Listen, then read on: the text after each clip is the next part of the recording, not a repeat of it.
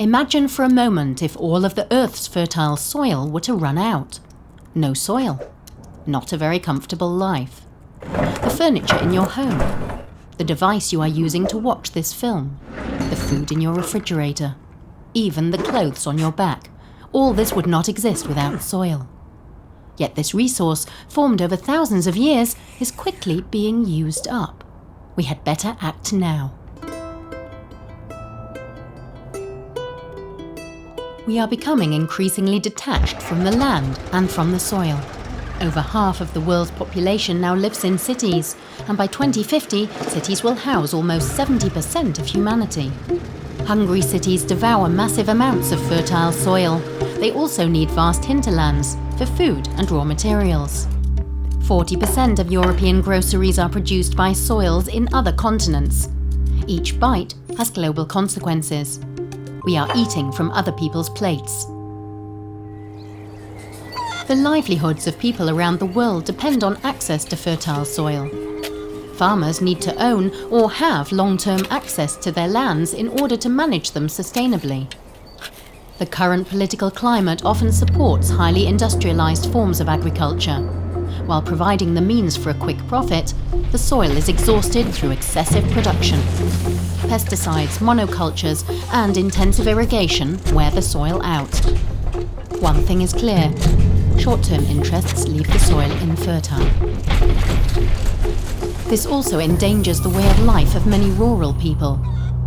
However, land movements around the world are asserting their rights with increasing success.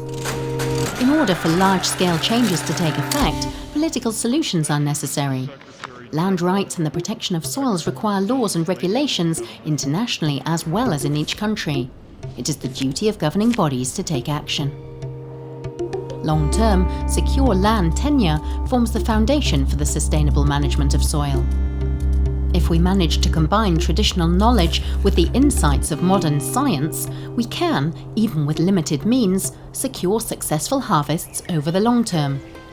Learning from one another, eye to eye.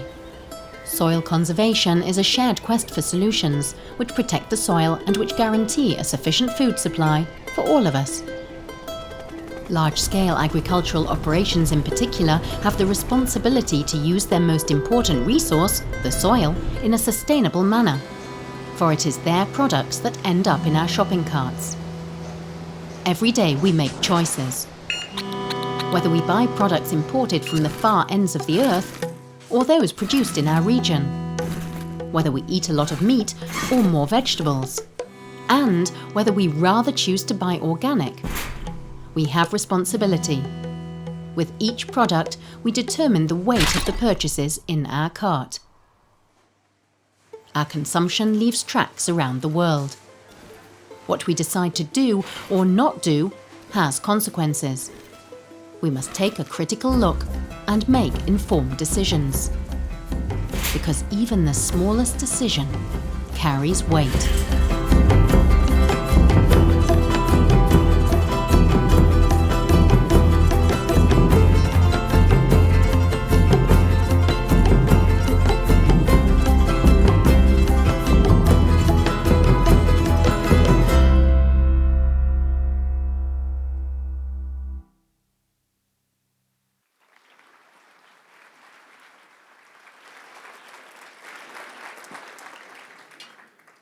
Good morning, ladies and gentlemen, friends and colleagues, Your Excellencies. It's really an honor for me to welcome you to the opening session of the third Global Soil Week. The third Global Soil Week has a wonderful title, I believe. It is named Soil, the Substance of Transformation. Substance of Transformation. And indeed, transformation seems me to be the word of this year 2015. Yes, we have to do a lot in this world, going to 9 billion people. Quite soon, the younger ones sitting here will still live then. We have to make a transformation with regard to the handling of climate in this world. We will go later the year and try to come to a binding agreement concerning the mitigation and adaptation to climate with a clear target, 2-degree increase.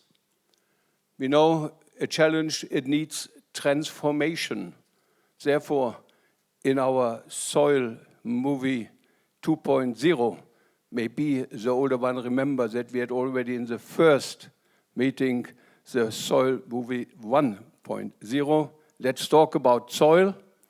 And we were in those days a little bit questioned, is that nice only to show the problems, but also give us some information what can be done? And therefore, transformation in climate, transformation in a new development agenda altogether. We learned that the Millennium Development Goals were quite successful, without any doubt, not reaching everywhere the target for 2015, but nevertheless, it was a push, it was a coordination possibility, and it was then to consider what will come after 2015. 2015 sits now. And I believe it was a wonderful idea coming from the southern part of the world, coming from Guatemala, coming from Colombia, to ask, Millennium Development Goals are fine. But what we need in the future are sustainable development goals, not only from the north to the south, but also from the south to the north, globally relevant. And I believe this process started after Rio Plus 20 was very successful, so that we can expect in this very year, 2015, at the United Nations General Assembly meeting in September, something like an agreement on those 17 Sustainable Development Goals linked with 169 targets. What a challenge. What a need to consider. Coming back to what we have to do, transformation. Soil, the substance, the center of transformation. And you remember in our first Global Soil Week, to remember I only ask for the one picture, maybe that, there we are. You see, it is not big enough, but we are until today very proud that we started with such an endeavor. And I see the one of them are smiling, maybe you see you again. If you visit my office, I have a wonderful, wonderful placard signed by all those. And I believe going home later, I will have this in my hometown, and I will be very convinced that this was a good move. So in this days, we still discussed what can we do to make the process for Sustainable Development Goal a success, for soils as well. Learning again and again that the soil scientist made great progress, and we are happy to have the International Union of Soil Science with us here prominently, with its president, Professor Horn, with lots of others, by the way, together with the ambassador of Sudan, Your Excellency. We are aware that you are a soil scientist. As a good signal, I think that this region really needs a lot of good soil scientists. Be welcome here, and we are happy to have you with us. Now, we didn't, quotation marks, succeed in having a standalone soil target for SDGs. But we succeeded to make clear that this is a cross-cutting topic going through all those 17. And that we have an obligation now to single out, is that consistent? What are the costs to realize those targets? Do we have to make priority decisions, for example, to make extremely clear that the dishes, the tank is second to the table, that we have not to use agricultural land, soil, for the production of energy. I believe these are those conflicts we have to single out again and again and come back. one of the topics in this third Global Soil Week as well. Yes, transformation, new development perspective, sustainable development goals, new perspective, a world without hunger, directly moved forward also from this country, from Germany. And we know that it is not easy to bring this to a successful concrete perspective, but nevertheless, we need those visions. Without the vision, we cannot do what is necessary in any case. And we want to stick to such a visionary, necessary objective for soils as well. We decided to stick to a land segregation neutral world.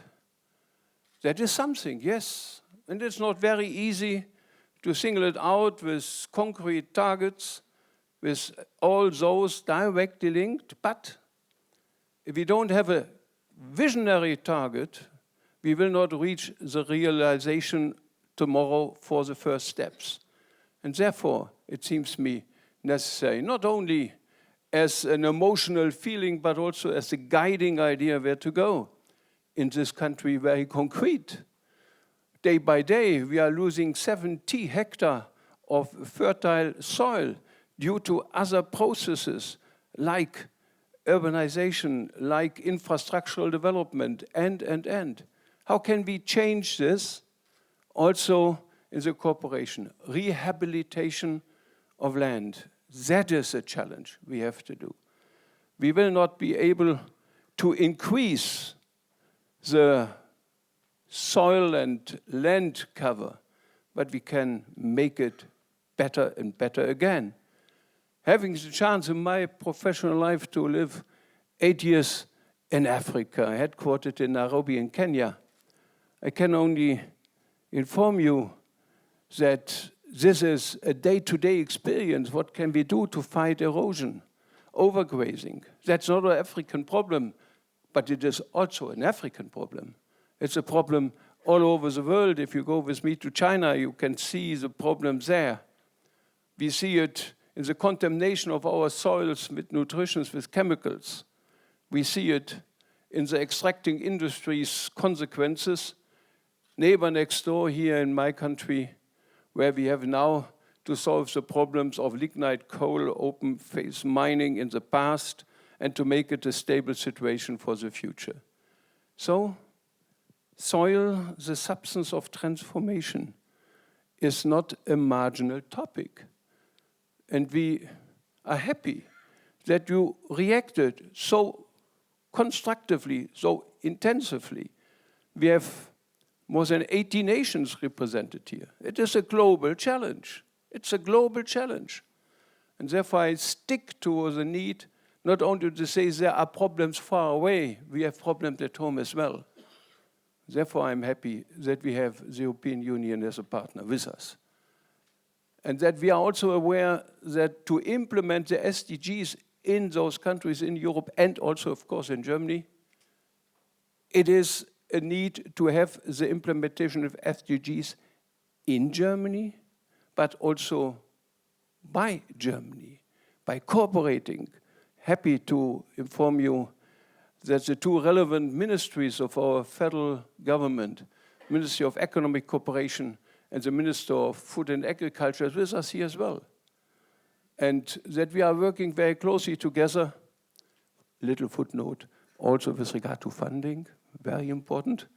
And therefore, thanks to all those in the ministries who gave us this backing. Yes, and we know that it is a global structure, a global topic. Therefore, I'm happy to welcome Monique Barbu. You know, when we start to inform you on our common past, it is a long evening. So she was already a good friend of mine when I had the chance to be in UNEP.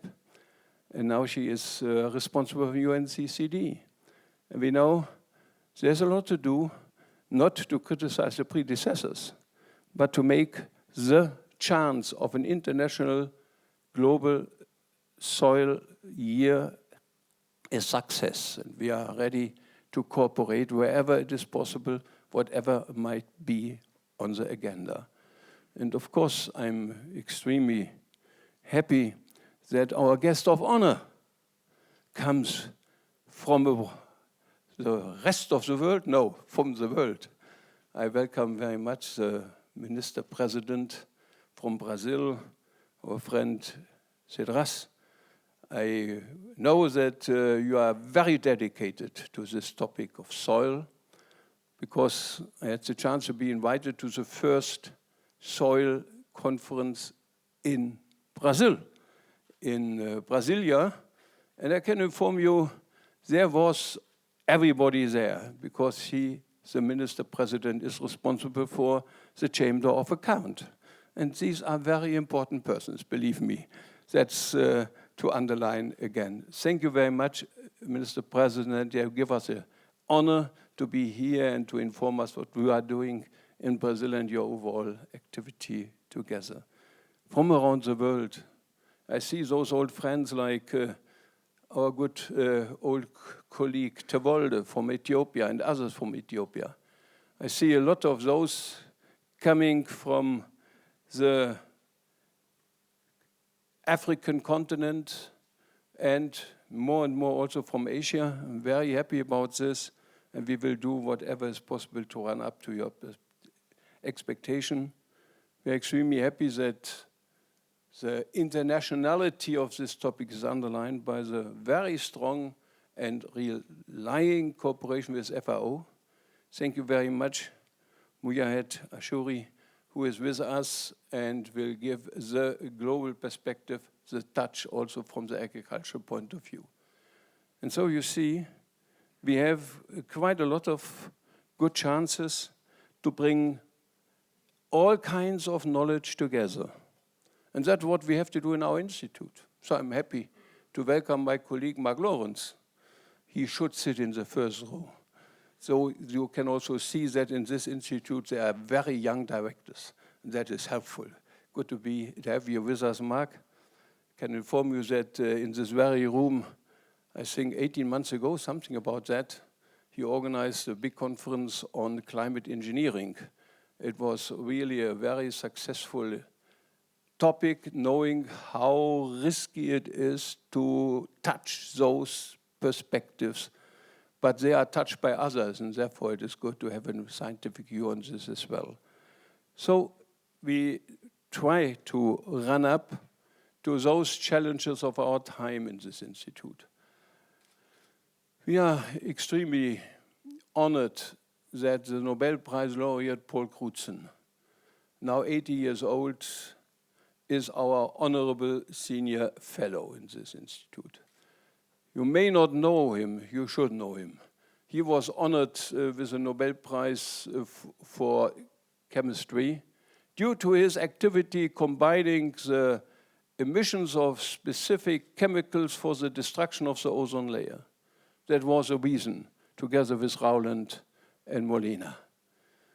And he delivered in a wonderful article already in the year 2002 in Nature under the headline,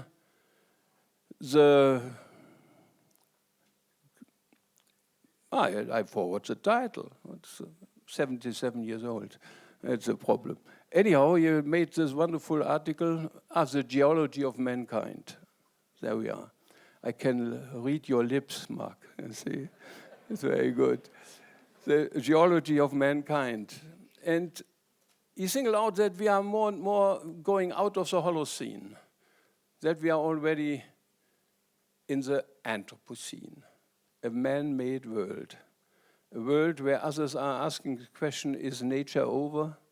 What are the perspectives of 9 billion people on this globe, having the need to live a decent life, to have enough to eat, to drink, to have shelter, to have a chance to live together in peace, knowing that this needs a lot of resources, energy I mentioned, especially soils. What is the consequence for this? How can we use scientific knowledge to bring it together with the experience, the day-to-day experience of the people on the ground, the farmers, those handling the infrastructural development in developing countries, those in developed countries who are wasting food daily. In this country, up to 10 million tons of food going to waste annually. And therefore, how wonderful that the relevant Minister for Agriculture and Food, decided to make a campaign to fight against this.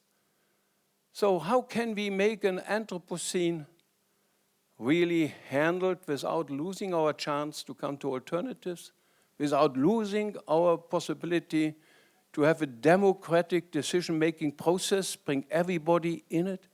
Are we already depending what was done before in technology? Are we past depending, not having any alternatives left? No. We want to single out also in this third Global Soil Week. Where are the alternatives? How can we do it?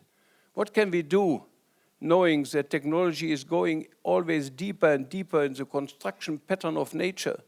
Knowing that we have a chance, of course, yes, to influence the genome, to influence those pattern of life. How can we do it responsible? Where are the ethical consequences of all of this?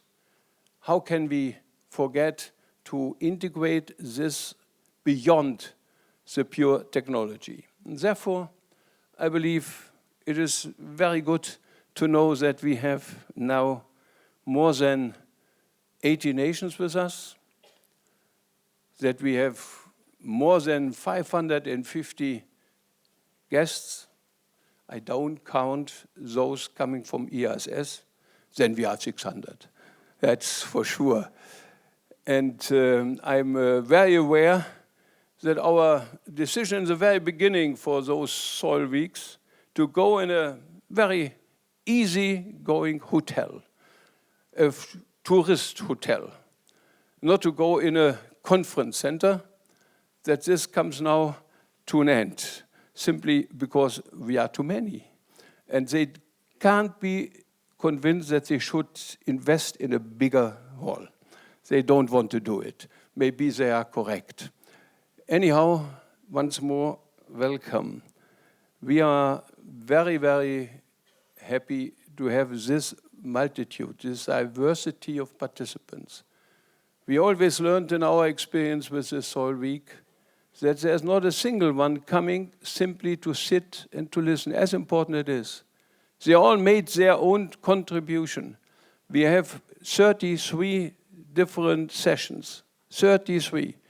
Only, I believe, 8 organized via IASS. The others organized by all of you. We have these lunchtime meetings, wonderfully chance to make it happen. We see that we have an art exhibition here, and I strongly recommend go and see it. It's good to prove again and again that sustainability is also very closely linked with culture and with human beings. All this is the structure and our expectation of this, yes, soil, the substance of transformation. We must make a transformation with the people, with all, starting with science, but integrating all kinds of knowledge, and then we will be successful also for a world with 9 billion people.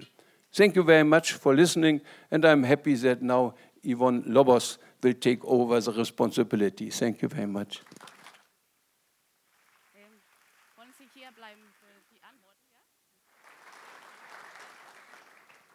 Hello, good morning everyone, welcome. And I am actually here on stage because Klaus Topfer and I wanted to make sure that there's a lot of interaction between what happens here on stage and what is happening here with the audience. So if you allow me, I think that it would be great to hear from a couple of you about what's happening already this morning. And I would like to go already straight into the audience and maybe ask one or two of you a question. How about you? Maybe, would you like to stand up, please? I don't want to put anybody on the spot, but if you allow me to speak to you.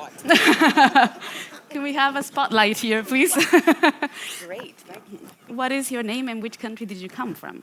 Okay, my name is Lisa Perch, and that's a complicated question. I work in Brazil, but I'm from Barbados. From the Rio Plus 20 Center, of course. Thank you, welcome. And Lisa, I'm sure you have flipped over our program brochure a little bit, and you came all the way from Brazil to come and participate. Which topic do you think you want to hear about the most, that you feel is very important that we're dealing with here when it comes to soils and land? You said no spotlight, right? Okay. They're all very important. I tend to work a lot on climate, agriculture, and on gender issues, but I think the topic of food security, which is one of the ones I'm working on, is a key one. Perfect, thank you very much.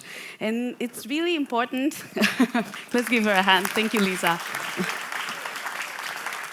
It's very important to think about these issues in terms of what kind of topics we're going to be dealing here with in the program. And one of these is usually how soils and land connect to other topics. And let's see over here. Can you stand up, please? What is your name and which country did you come from? So my name is Johan Kylenstierna. I'm from Sweden, so very close by, not like Brazil. Exactly, but Yes. still very worth that you're here. Maybe you can tell us a word or two why you think it's important that we connect soils and land to other topics for an integrated approach. Well, I think it was very evident from Professor Töpfer's opening this morning that soil is one key aspect to development, but there are other things like water, like energy and so on. And we can see that all of these are connected and they're coming together in the SDGs. So having a focused discussion how soil and land really are the foundations for this is key for us.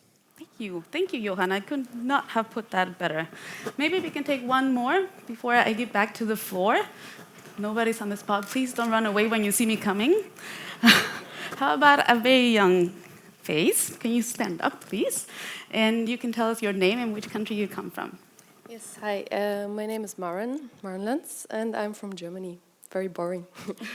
No, that is perfect. And actually, my question to you might be, what do you think you want to get out of this week after you leave on Thursday or on Friday? And it's okay if the answer is 100 presentation business cards. Yeah, that would be great. Don't be shy. Approach me with your business cards, please.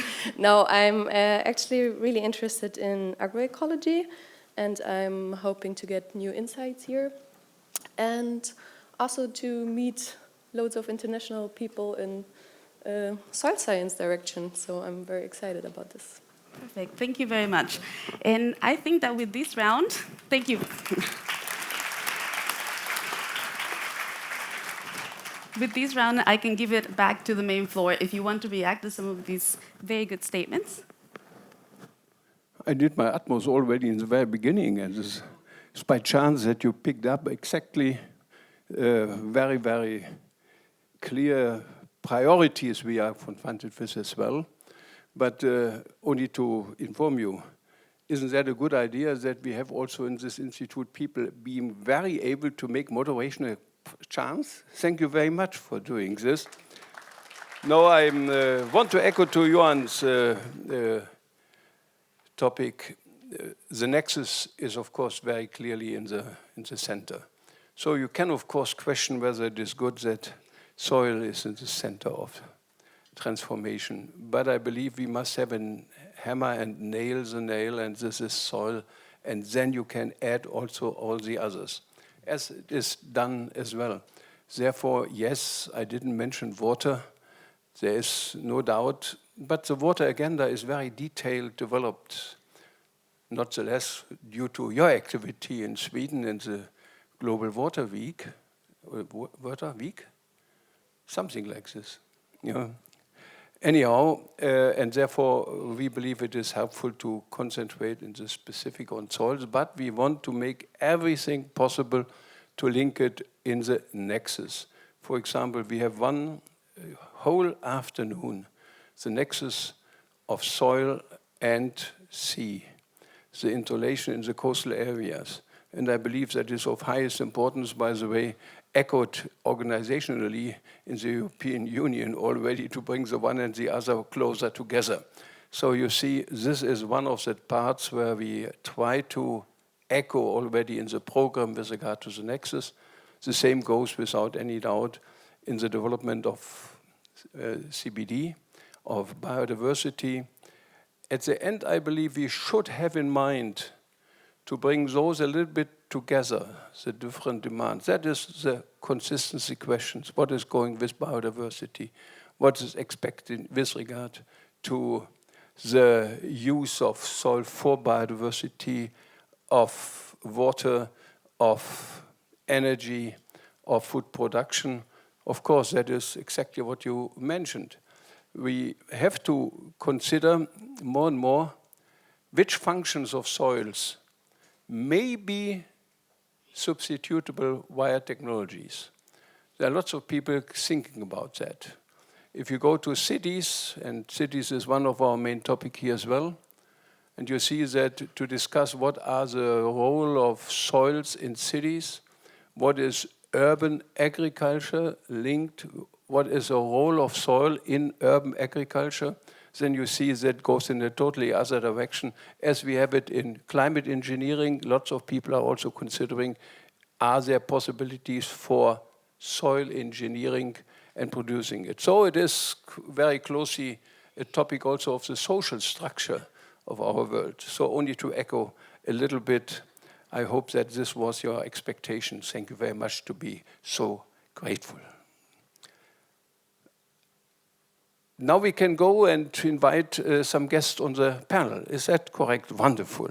So I have the chance to invite first Sirajul Islam.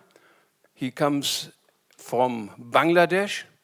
He is program head of Agriculture and Food Security Program of the Bangladesh Rural Advancement Committee. And you have the chance to be directly with us. We bring all together first here. Okay. Clap hands, he is here.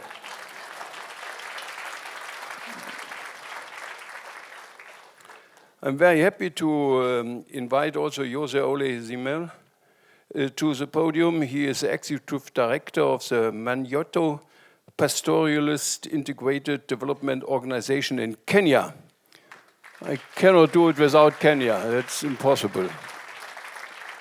And I want to invite Monique Babu, as mentioned, Executive Secretary, UNCCD, and with a long-lasting career in the field of environment and development. I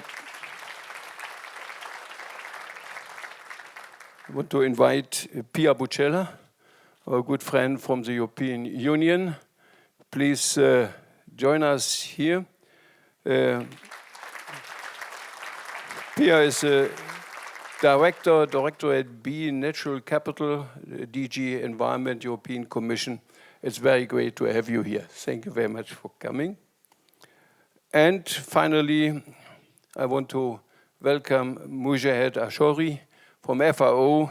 You know him very well. He is one of the main persons there, also linked with this specific topic. Thank you very much for coming.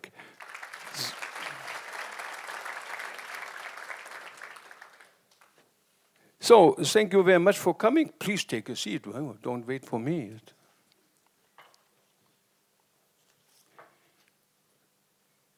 So we want to make it as lively as even possible, but nevertheless, in the very beginning, I would love to have from all of those 5 sitting here a short introduction. I also know that Islam, you want to make a little filmy. You have it as well. So you are the first, please. So can we start? You're first. Oh, fine.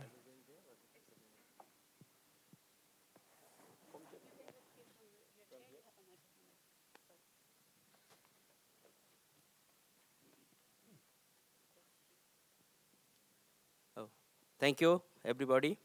So first of all, I would like to show one small video on one of our charlands recently done in Bangladesh. আমরা প্রথম 8-10 বছর আগে বেরির পাড়ে ছিলাম মানে ওখানে থাকার মতো কোনো জায়গা ছিল না খাওয়ার মতো এমন কোনো উপযোগী নেই কিন্তু ভাই আমরা যখন বন্যা দেখি তখন আমাদের ভয়ঙ্কর লাগে তখন লাগে যে আমরা উদ্ধার সব পরিবার আমরা মরে যাব এই অবস্থা আমাদের কিন্তু এই বছর বছর আসে হইতে 2-3 মাস পর পরে আবার ঘূর্ণিঝড় শুরু হয়ে যায় ঘরে থাকতে অনেক কষ্ট হয় আমাদের মানে বাচ্চা নিয়ে অনেক কষ্ট নাই একটা সাইকেল সেন্টার নাই রোড নাই রোড নাই ঘাট নাই কোথাও যাওয়ার আমাদের এই সময় জায়গা থাকে না মানে এরকম মাথা উঁচুই আসে জোয়ার দেখলে আমাদের অনেক ভয়ঙ্কর লাগে এরপরে ভাবলাম যে আমাদের একটা সংগঠন তৈরি করা দরকার উপর থেকে অনেক লোকজন এসে এখানে অনেক চাপ সৃষ্টি করে অনেকে বলে যে এটা কোম্পানিগঞ্জের এরিয়া এখানে এটা কোম্পানিগঞ্জের জায়গা আমরা এখানে চরপল্লবী এটা এখানে আমরা নথি করছি আমাদের নথির জমি আপনারা এটা ছেড়ে দিতে হবে কিছু ভূমিদস্যু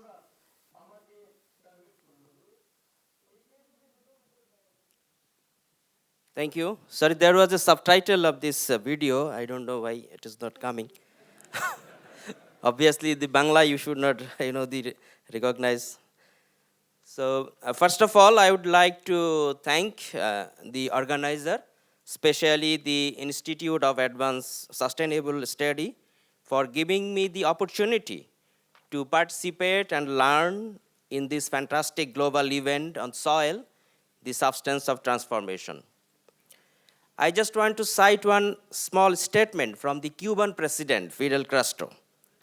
He rightly mentioned in 1998 that nowhere in the world, in no act of genocide, in no war, are so many people killed per minute, per hour, per day as those who were killed by hunger and poverty in our planet. Meaning, somebody is telling about the food security. Yes, of course, it is the food security, which is much important than the military security of a country. And the food security, all we know, it's coming from the nexus, soil, crop, water, and energy. Land, and more especially the soil, is very important for us because I came from a country of 160 million people living in a small piece of land of 147,000 square kilometer. Each year, another 1.8 million people actually added in this population, and we need to produce additional 0.4 million tons of rice to feed this extra population. Like everywhere, our arable land is also shrinking, and this is because of the housing, industries, and infrastructure, as well as we are losing land from the river erosion and the global warming and the climate change. Another 1/6 of land may be submerged with the brackish water due to the rising of sea level with adverse impact of soil salinity. Climate change has made our monsoon more erratic and raising the risk of sustaining growth in the food production. Of course, soil fertility has been declining due to the overexploitation of the soil nutrient and imbalanced use of fertilizer. Our groundwater aquifers have been going down due to the overmining of irrigating the dry season rice. For these factors, the potential of further increase of production is getting limited. Bangladesh, it is a country dominated by small and marginal farm households with an average farm size is less than 0.5 hectare of land. And it was almost 1.5 hectare in 1960s and 1 hectare in 1980s. Accordingly, the number of households also increases. And presently, we have 16 million farm households remain in Bangladesh, compared with only 5 million households in 1960s. Among these 16 million households, 47% actually marginalized, or more specifically, they are landless. And also in our farm families, there are some occupational change occurred for the sustainability issue. The involvement of farm households in non-farm activities leading to economic benefits is also increasing over time. Despite of this huge challenge, Bangladesh has been successful in achieving the self-sufficiency in rice, the staple food of our country, tripling the production from 11 million tons in 1970s to 35 million tons in 2014. The growth of production has been achieved by fast adoption of high-yielding crop varieties and production packages, and also supported by the rapid expansion of irrigation infrastructure through private investment in the tube oil, but still we are behind of achieving the nutritional security of our people. And all we know, the Bangladesh is worstly affected in the climate change scenario. But many of the climate change issues actually, not only the natural calamities and natural reasons, also the human activities also involved in this, the climate change activities. So I do believe that the regional cooperation is also important in this global event. The video you have just watched, actually, it is an example of positive transformation of the soil. The vast river of Bangladesh is carrying the sediments, and most of which is originated from the Himalayas towards the coast of the Bay of Bengal.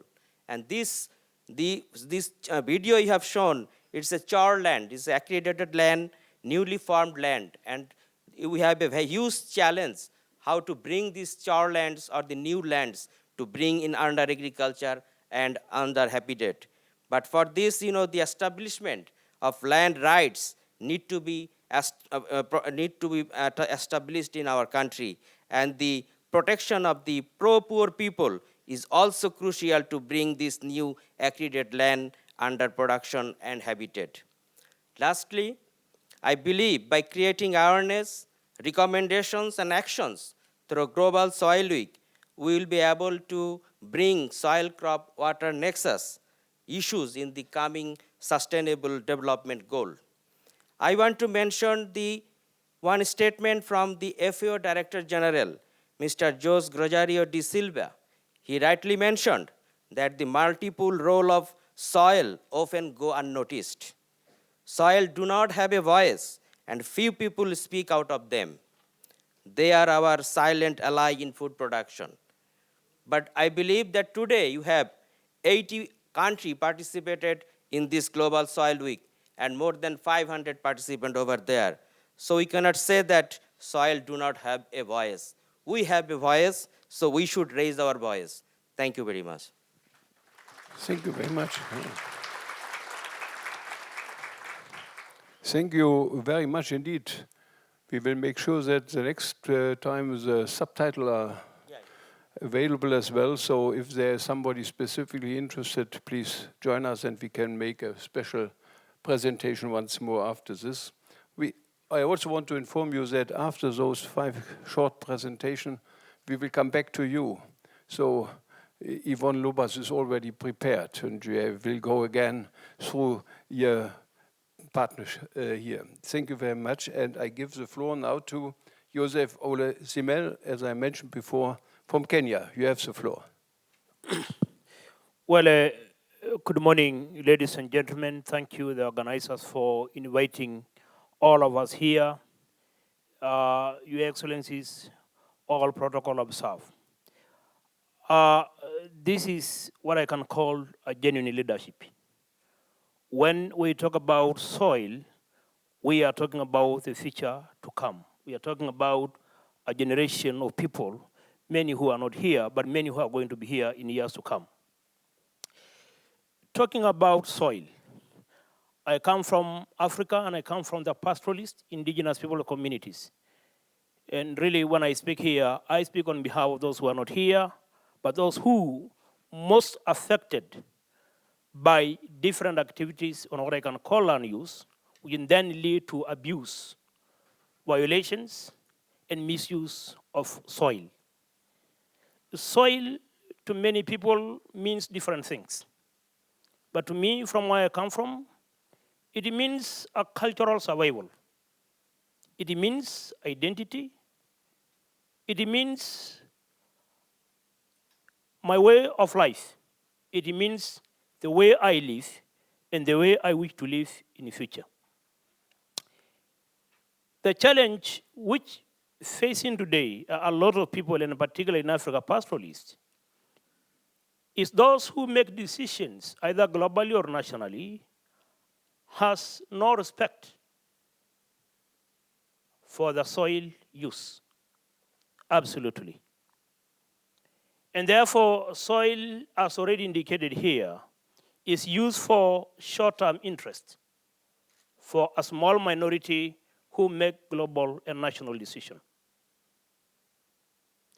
And when the opening discussion started this morning and we talk about transformation, it's extremely quite exciting.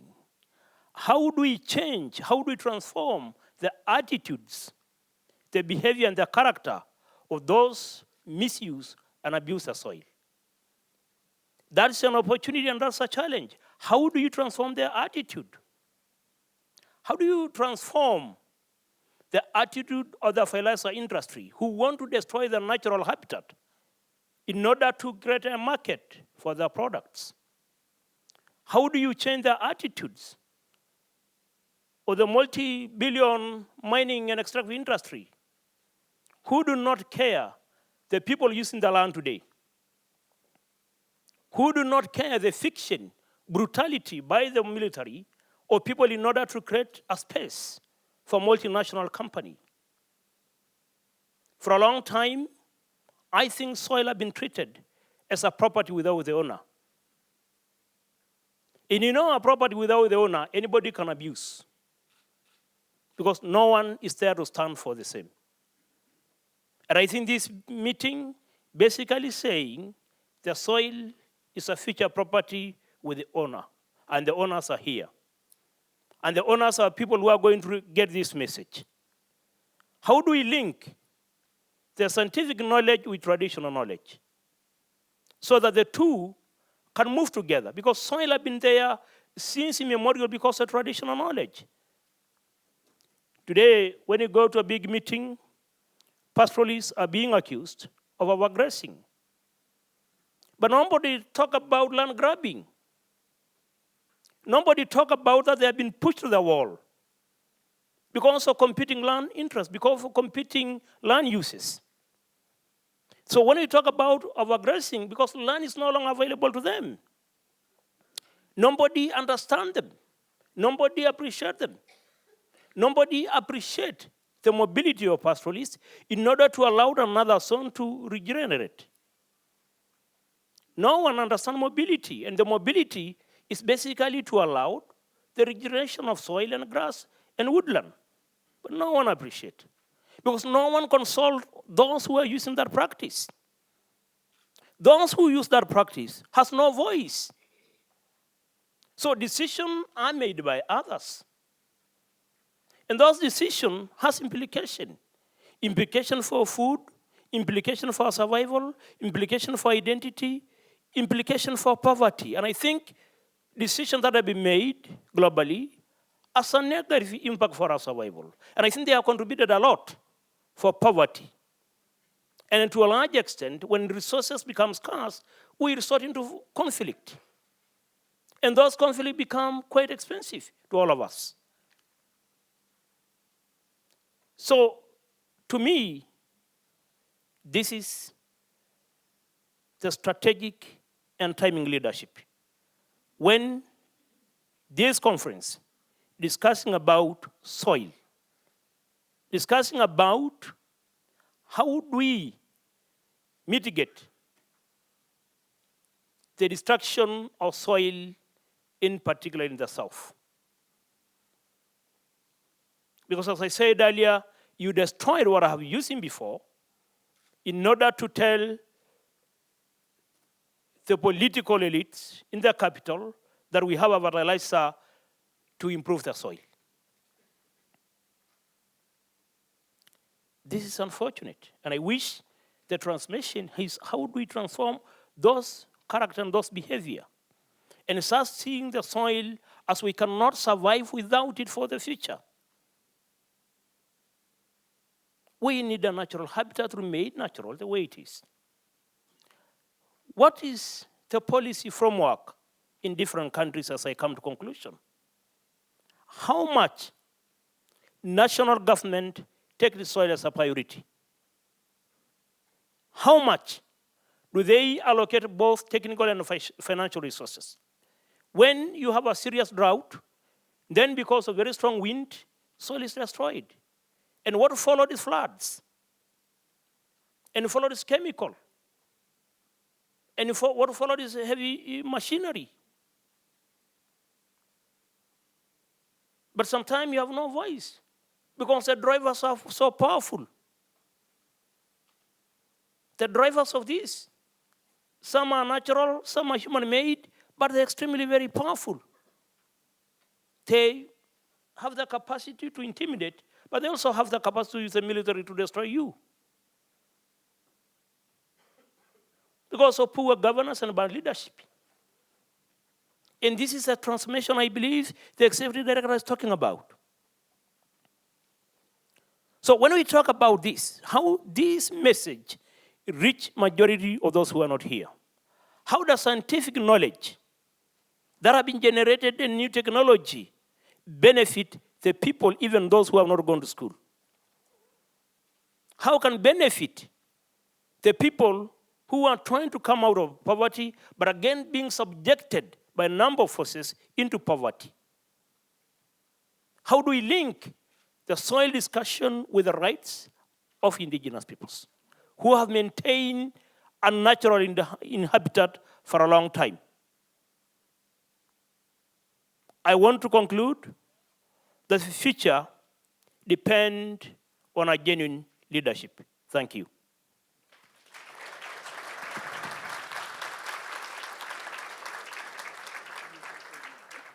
Thank you very much indeed to formulate very concrete questions and to point out some of those most remarkable topics. Secure tenure, you mentioned the human rights link, and how can we achieve that those not being here listen to the results of what is developed here.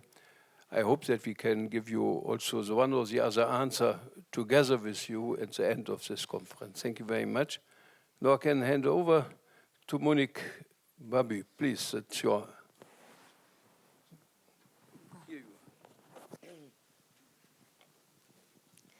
So good morning to all of you, and of course I have to start by thanking my good friend Klaus Toffer to have inviting me, and also for the tireless work he has been doing year after year in all the capacities I have known him. I would like also to thank the whole organizing team, and we have to recognize that the Global Soil Week is becoming very quickly the world's most important scientific forum on land and soil issues. As Klaus has been saying it in his introduction, this Soil Week is happening at a very busy moment in the planet, and there will be some key decisions which are going to be taken in the next few months. And in 2015, we have to make sure that the land and the soil emerge with a very high profile. And we will have to plan a way through a very complex labyrinth. There are actually two threads that I think we have to make sure to follow. One is the SDG. It has been talked about, but clearly there are two goals, I think, which are of importance for this community. One is the one dealing with the food security and sustainable agriculture, but the other one, which is goal 15, is to combat land degradation and to protect and restore terrestrial ecosystems. For goal 15, two main targets for us. One is to improve land and soil quality, and the second one is to achieve land degradation neutrality by 2030. For me, this land degradation neutrality is a very critical item. It is dynamic, it is attractive, it also encompasses the idea that we can stop the driver of land and soil degradation, along with the scaling up of sustainable management practices and rehabilitation of degraded ecosystems. It applies to deforestation and the resulting, for example, soil erosion in African dryland, but it also applies equally to European soil sealing and exploitative corporate value chain. There is going to be now what we call a technical proofing of these targets, which means that we need to identify suitable indicators that can be used to monitor progress. And this is where I think that the Soil Week should play a role to try to help assess and validate the indicators which are being discussed right now in the context of the SDG. And maybe some of you could help us try to build a practical monitoring framework. This is really important because we will lose a once-in-a-generation opportunity if we cannot agree on which thread to follow out in this particular labyrinth, which is the SDG. The second thread we have to follow is the climate negotiation. In Paris, in December this year, as you know, there will be normally a new climate agreement, which for the first time ever will also consider the land use sector, both in terms of adaptation, but also, which is very important for us, in terms of mitigation. So far, the mitigation agenda has focused exclusively on two items, one being the energy, the other one, the forest. But today in this world, you have up to 65 countries in the world which have neither a significant energy sector nor forestry sector to begin with. Let me, for example, compare two countries. Finland, 73% of its land area is classified as forested, and 5,000 kilo of oil in energy consumption per habitant. To Niger, if you take that country, which has only 1% of its land area classified as forest, and 21 kilo of oil equivalent in energy consumption. So a country like Niger and its peers have no skin in the game in mitigating climate change as it currently stands. They merely deal with the consequences. But we could go above and beyond business as usual by putting land use and potential soil sequestration in the intended national contribution of each country, which are supposed to be ready by October this year. Which means that if we can put the planning that avoid land use change in a no-regret first step, that will help countries to actually take better care of the land, but also benefit from credit which will come from climate mitigation. And today there is up to 2 billion hectares of land which have a restoration potential. Among those 2 billion hectares, we think that 630 million hectares worldwide could help sequester up to 1 ton of soil carbon per hectare per year, which means that we could store up to 3 billion tons of carbon annually. And so this could be playing an important part of the game in trying to make sure that the climate deal of Paris at the end of the year is quickly feasible by taking into the equation how much soil could be sequestering as carbon. So I really think that those two big global agenda should be of discussion during that week here. And I would like also to finish by saying that I really would like to try to see how we can make a better relation and a stronger relation between UNCCD and the Global Soil Week. We have sometimes agenda items which overlap, and I would see some great merit to discuss at one point how our science conference could, in a way, be put back to back, maybe with the Global Soil Week, so that we, all of us, take better opportunity of one another into the work. So I would like just to conclude by saying a little sentence that Franklin Roosevelt said one time, which is that the nation that destroys its soil destroys itself, and I think we can take it for all of us here. Thank you.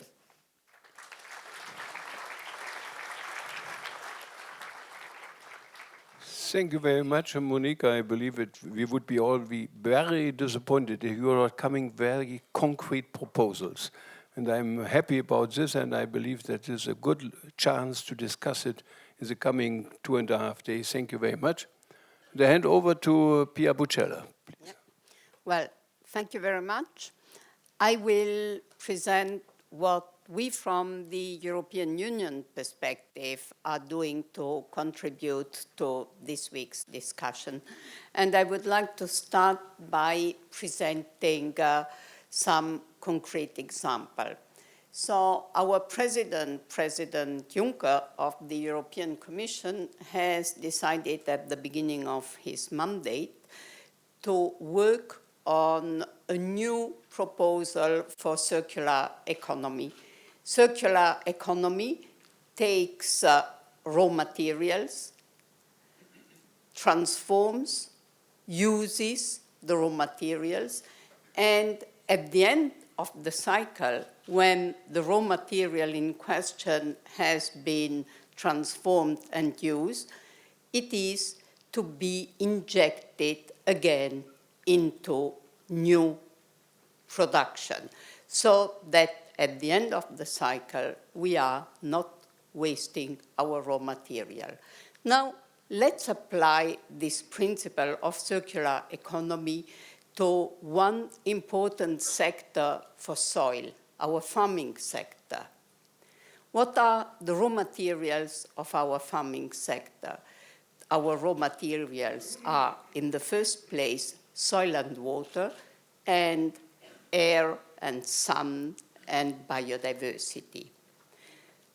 What are we doing inside the EU with our raw materials, which must help us producing agriculture, producing food and feed? We are using the raw materials, we are producing food and feed, and at the end of the cycle, we are simply polluting the raw materials. We are polluting our waters due to extremely intensive agriculture systems which are not sustainable. We are polluting our soils, which now has a full collection of all possible chemicals artificially put into it. This is not sustainable, especially if we consider that in a few years' time, we want to feed 9 billion people, because we cannot use our agricultural land once and twice and 3 times, and then when it is abused, throw it away and take new agricultural land, which is somehow what we are doing all around the world right today. And this is why I think that it is so important to discuss soil transformation, and that we have this year this excellent opportunity, which was already mentioned, that soil will be part of our sustainable development goals.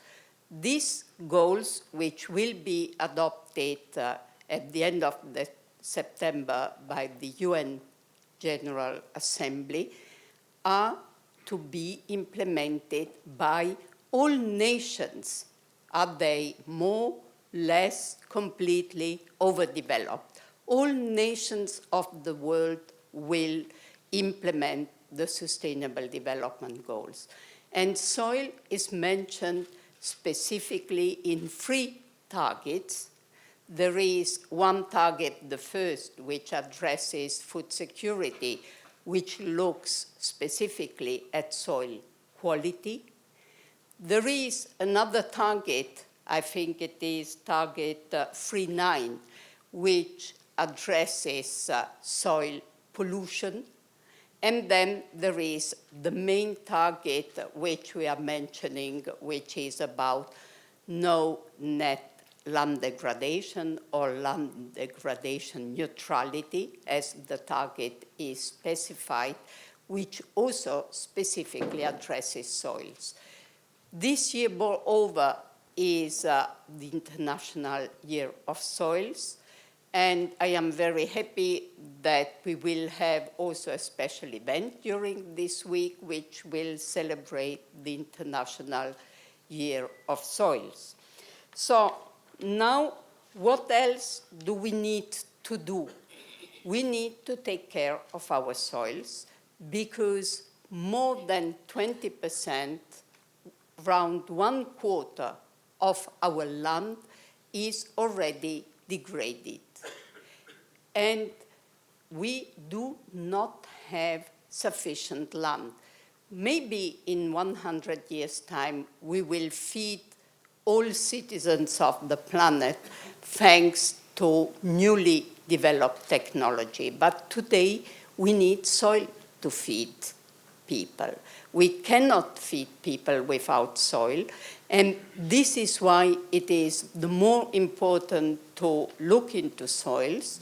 We are working on our soil thematic strategy, which is embedded in an environment action program.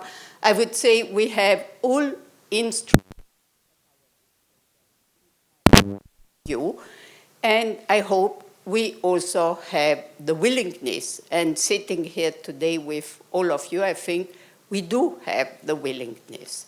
Now, Professor Töpfer, let me just end by commending your use and your collaborators' idea to have an art exhibition. I happened to visit it yesterday evening here on this floor, and I was amazed by the art of our soils, by the differences, by the colors, and of course by the knowledge, by the competence, by the artistic feeling of the artist who has put this installation together. Thank you.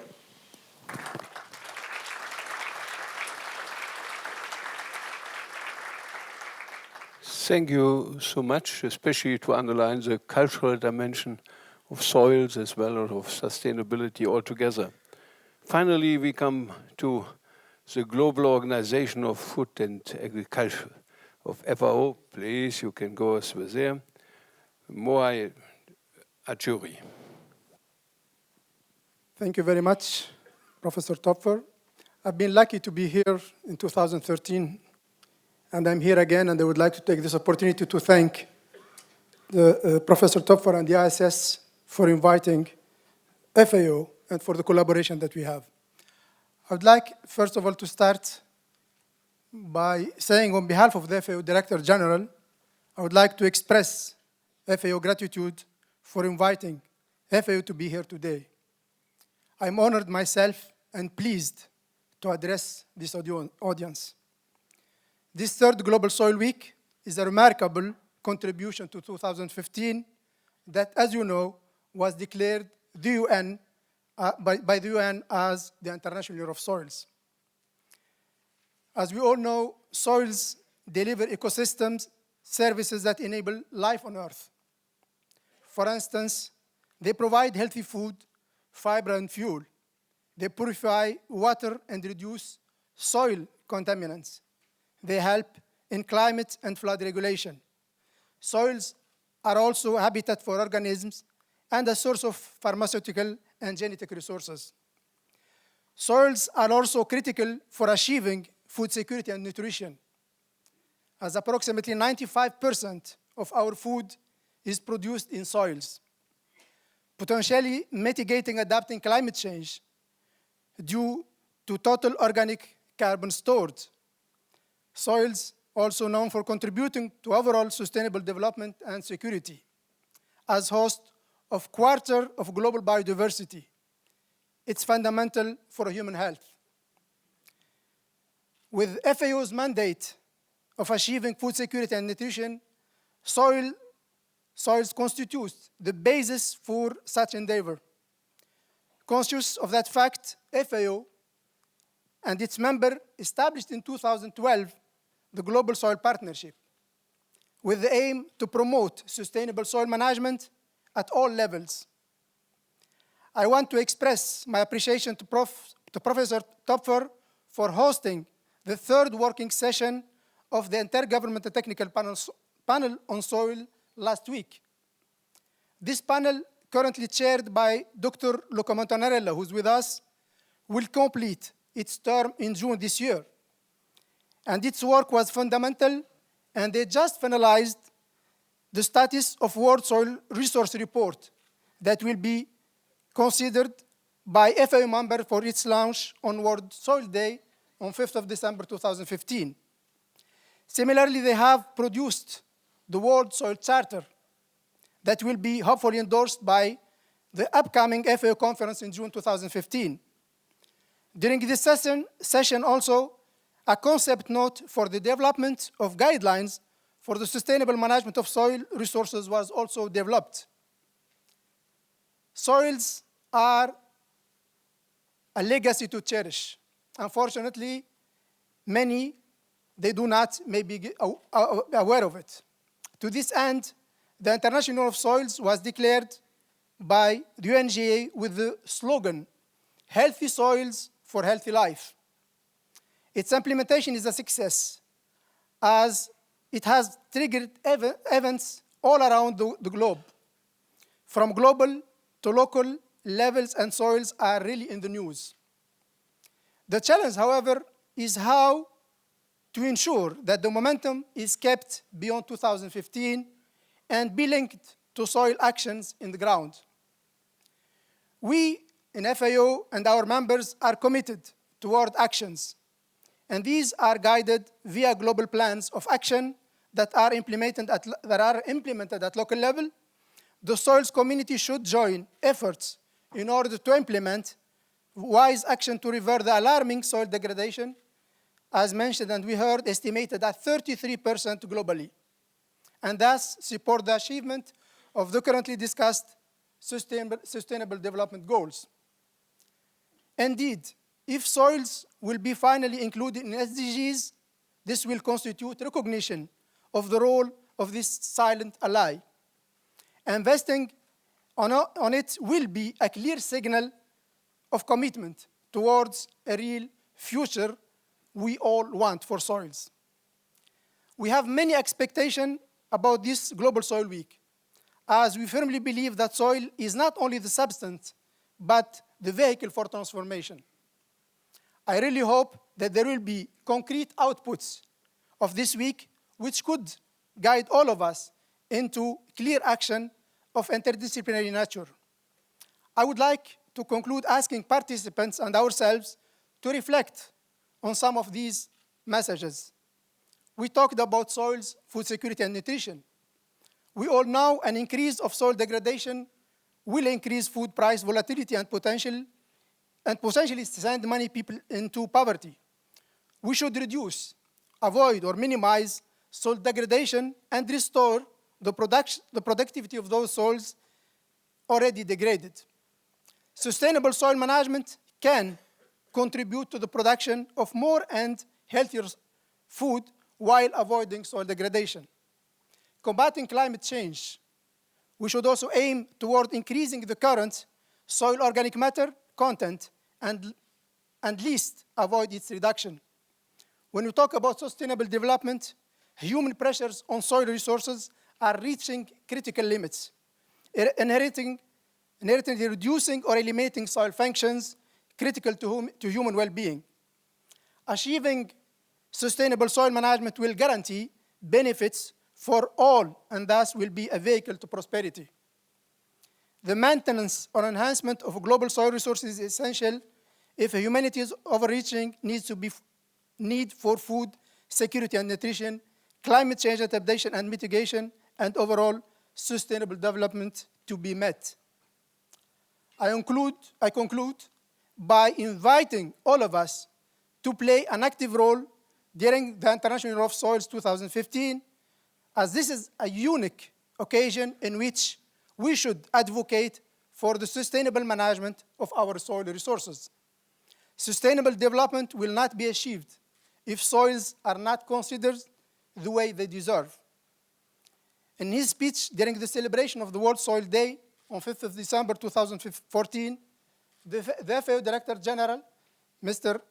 Graziano da Silva, announced, quote, FAO is determined to continue its commitment to healthy soils and stands ready to serve the member states in their efforts towards that goal, end quote. I wish you all a successful week and invite all our participants to work towards our common goal, the protection of our silent ally soils. Thank you very much.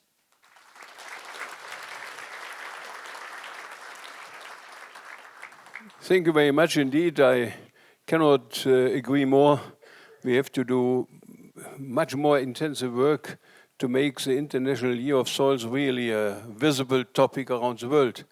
At least what I see also in our country, we had a wonderful starting event, but this was it. And we have to do much more, and therefore to do it also linked with this Global Soil Week seems me to be very, very helpful. And thank you for giving us the good greetings from your Director General. Thank you very much. And now I hand over again to Yvonne. I am back. And I think that even though we're a little bit behind schedule, we do want to make sure that there is interaction with the audience. So maybe we can see a raise of hands to more or less see who would like to pose a question to the panel, especially if it's somebody that's so far away from me. That is great. I think you want it also. And I would propose that we take one round of maybe 3 or 4 questions and then give the floor to the panel. Please, your name and where you come from. I'm Milkha Singh Aulik from India, and I'm concerned with the disconnection of the young people and the new generation from agriculture and rural farming. Because as you said, more and more people are moving to the urban cities, and then they are not interested in farming, and then the new generation completely ignorant that the food they pick up every day, they don't know that where it is coming from the industries or from the field, because they must realize, and we must sensitize them, that food is grown in the soils. Thank you very much. Thank you. Let's give him a hand. Thank you very much. Now, I don't see a hand yet all the way through here in the middle, so I will walk onto this side, please. Your name and where you come from. Thank you very much. My name is Jana Pleva. I'm from Germany. I'm from Berlin, actually. And I'm from the health, nutrition, food sector. So for me, we live in a very rich country, actually. But the health problems are getting higher and higher and higher. I see it every day. And you made very good points that healthy soil, healthy lives. So I think we should aware people for the questions that all the food you can buy in the supermarket is actually toxins and waste, actually. It makes you sick. And this is a very, very big problem. And we should raise the awareness that people know the quality of the soil shows the quality of life and of your health. And for me, it's a question how we could raise this awareness. And if you say, you said soils are the most important things at the moment for our food production. And maybe in 100 years, we have technologies that we don't need the soils.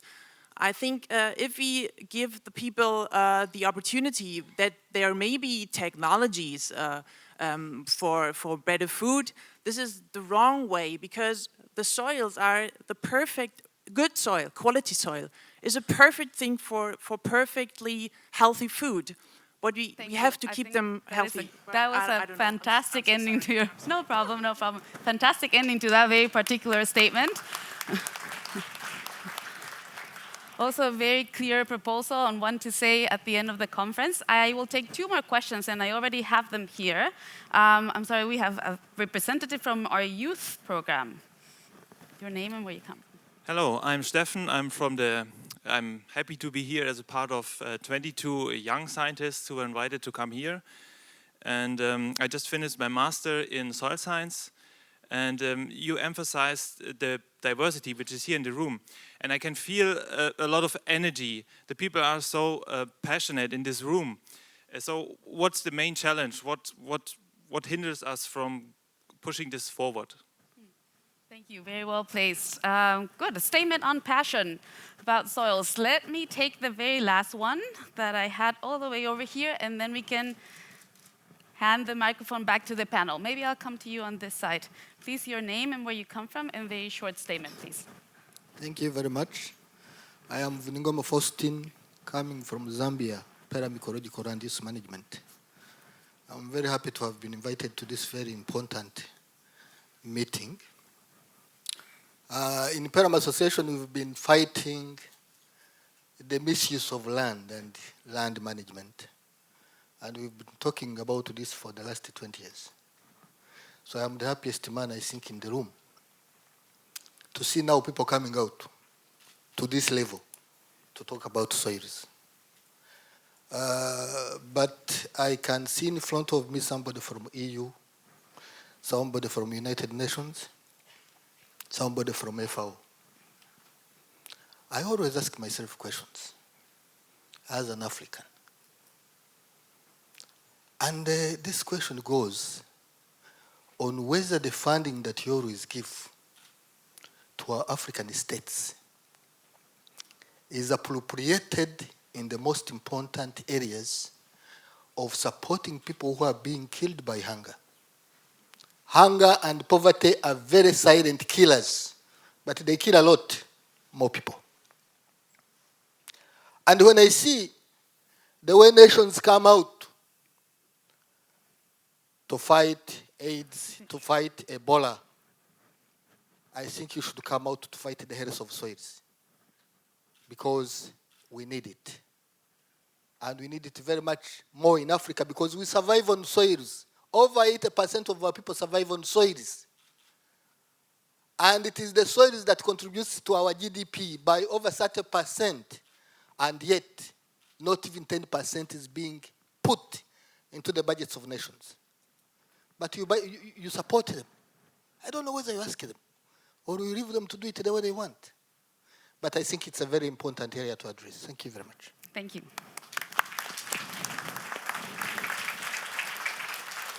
Thank you very much. An important question about investments. And I see a lot of hands, but I would like to give it back to the panel for the first round of reactions, please. Yeah, thank you very much. I really would ask my friends here at the podium to be as short as even possible, because to listen is most relevant for us as well, and quite a number of those 4 contributions were not really questions, they were contributions, what we have to do. Monique, what about to push the energy of this gathering out and to make soil a much more relevant topic? Yes, but maybe before I answer that one, I'd like to... She's a politician. I would like to be a little bit provocative and actually answer a little bit the lady who spoke about health, waste, and food. At the same time, I'd like to stress something, which is a fact. In 1965, in the US, usual budget of a household was about 15%, 15 to 20% on the food. Today, it has come down to 8%. And that trend is also the same in Europe, which means that today, people agree to pay more for the telephone than for the food. And until we don't come to the reality that food has a price and that people have to agree to pay for it, there is no way that we will be able to restore the soils nowhere. And so that is a first thing. And that comes actually to the question of the young man there. I mean, it is important that we raise awareness. There has been, for example, a poll which has been made with children. And when we were asking them where the food was coming from, 82% in school in France answered that it came from supermarket. That's it. It stays there. And so there is a lot to build, but it means also that you have to be present, you have to lobby your politicians. What is exactly the lobby of the soil scientists into the German parliament or the French parliament, or actually in any parliament? It's very weak. We hear the climate lobbies, we hear the health lobbies, but the one which are dealing with soil and which is very different than farmer lobbies, we don't see them. And I really would like to plea also that all of you join the multilateral stakeholders consultations that all international institutions do have. If we take the case of UNCCD, for example, there are very, very few European NGOs who are present. Most of the NGOs who are there are from developing countries. Why? This is not normal. You have to be present there because it is also your future. So really, come to us. We can help you, but you can help us make those issues relevant into the mind of your political leaders. Thank you very much. Please listen very carefully. Short. Otherwise, we have a problem with asking other questions. And if ever possible, please say not what is the problem, but what is your solution? Do we have a chance to do it? That, I believe, would be very helpful also for our ongoing discussion. A short answer there, and then I... Yeah, maybe just to the colleagues who asked where are we going and how. I guess just to start with the fact, everybody is talking about increasing food by 60% between now and 2050 for a population which is going to achieve 9 to 9.5 billion. I mean, to your question, Professor Toffer, what are the challenges? And I mean, to challenge is first to raise awareness, which is to some extent what we are doing, but we have to do. And I guess the third Global Soil Week, it's really an event and an opportunity to raising awareness and to understand that, okay, we cannot maybe achieve the 60% increase unless we really achieve the sustainable land management. And some from the participants are from Africa, and they are talking about this. And there are so many challenges. One of them that we are talking, and it's one of the pillars of the Global Soil Partnership, is information. How you can reach really good decision if you don't have reliable information.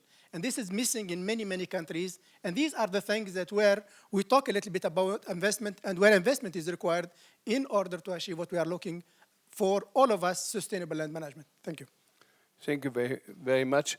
I will give the floor to you in the second round so that we have a balanced answer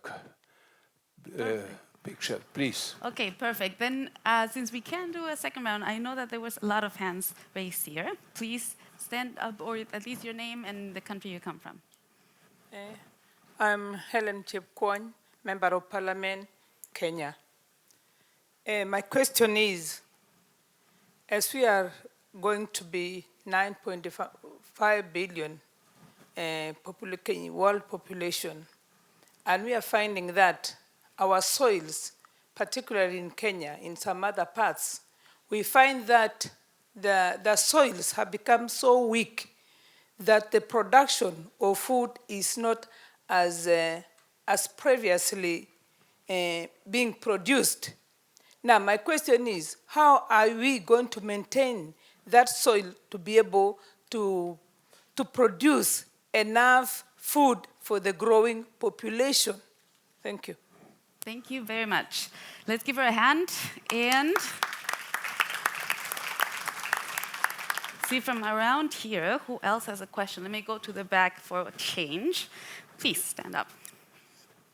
I'm Violet Geisen from Wageningen University. I have a crucial question. We are using pesticides since the 60s.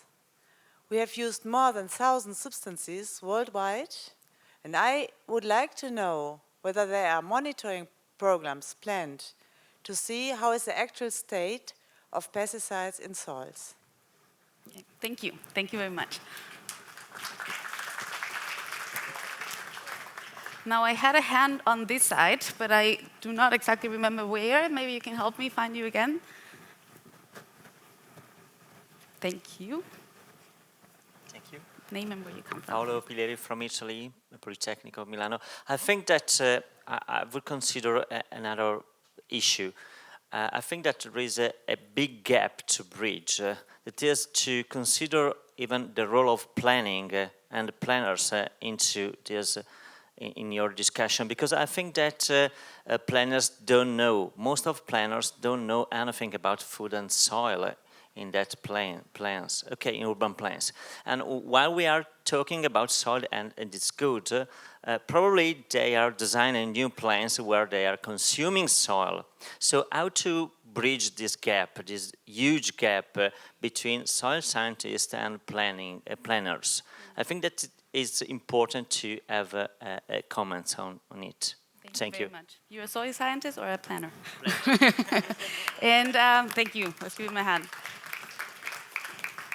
And I think that we're going to get back to the panel. And before I forget, the film that was shown before without the subtitles, it's being shown right outside these doors. So if anybody has interest, you can go watch it there. Wonderful. Pia, now it's your turn. What about to do with the pesticides, to start very concretely? Yep. Well, about pesticides, I think that there are a lot of information around already, because we have a lot of studies which are being done. Our Joint Research Center is carrying out continuously study. We have studies that show that 80% of our wild pollinators are simply out of the picture. They have disappeared. 80%, 80% of our pollinators. And what will we do when we don't have pollinators for our agriculture, for growing our food?